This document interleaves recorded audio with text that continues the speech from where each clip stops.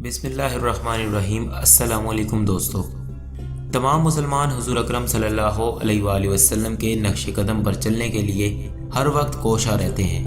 ان کی کوشش ہوتی ہے کہ وہی کام کریں جو کہ ہمارے پیارے نبی حضرت محمد صلی اللہ علیہ وآلہ وسلم کے لیے ہر کام میں سنت نبی صلی اللہ علیہ وآلہ وسلم کیا جاتا ہے۔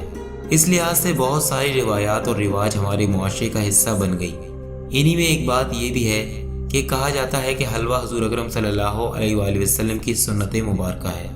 یہاں علم سے مراد لیا جاتا ہے، یوں کہ حلوہ ہمارے گھروں میں سوجی، بیسن وغیرہ سے بنایا جاتا ہے، یا پھر گاجر کا حلوہ بھی اس میں شامل ہے۔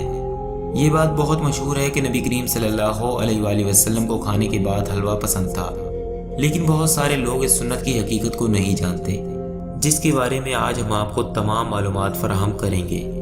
حقیقت میں حلوہ کھانا سنت نبوی نہ ہے، بلکہ عربی میں حلوہ میٹھی چیز کو کہا جاتا ہے۔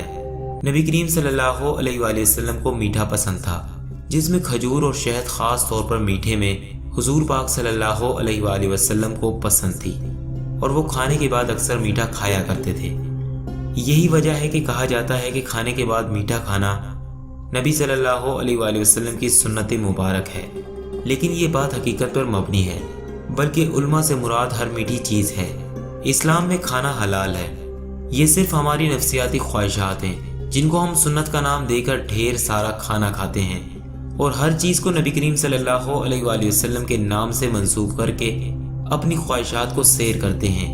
اگر حضور صلی اللہ علیہ وآلہ وسلم کی ذاتی زندگی پر غور کیا جائے تو ان کی زندگی کا ایک بڑا حصہ تھا جو وقت کے ساتھ ساتھ گزر گیا۔ بہت زیادہ کھانا پسند نہیں کرتے تھے، تھوڑا سا کھا لیتے تھے اور باقی بچا ہوا مسکینوں میں بانٹ دیتے تھے۔ حالانکہ حضور نبی کریم صلی اللہ علیہ وآلہ وسلم نے تو زیادہ کھانے سے منع فرمایا ہے اور بھوک سے کم کھانے کی ہدایت کی ہے، لہٰذا حلوہ کھانا سنت ہے بلکہ ایک رواج ہے، جبکہ اصل سنت میٹھا کھانا ہے، جو کہ حضور اکرم صلی اللہ علیہ وآلہ وسلم کو پسند تھا، اور اس میں بھی خاص طور پر کھجور اور شہد نبی کریم صلی اللہ علیہ وآلہ وسلم کی پسندیدہ خوراک میں سے ہیں۔ امید کرتا ہوں ویڈیو پسند آئی ہوگی۔